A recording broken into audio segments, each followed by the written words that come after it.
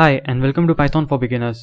In this video we are going to see what to do if you are not able to run Python. So after installing Python, if you are typing Python and you are getting this, Python is not recognized as an internal or external command, then that means that it hasn't been added to the path variables. One more thing you can do to check this, that you have installed Python, is that run the Python installer and it will show you this: modify, repair and uninstall. You are going to open the file explorer and then go to C, go to users, select your user and then go over here view and click items. This means that all the hidden items will be seen. After that you need to go over here app data, then to local, and here we are going to search for programs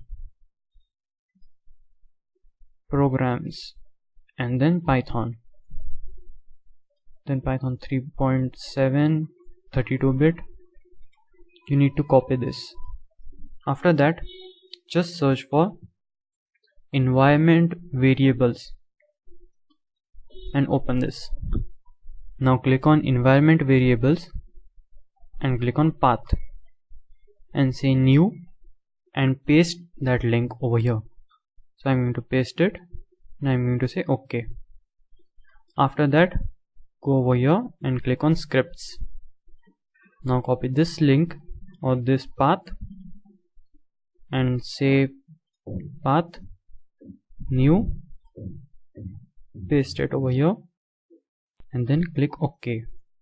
Then click OK, OK and close this. After that you should be able to run Python.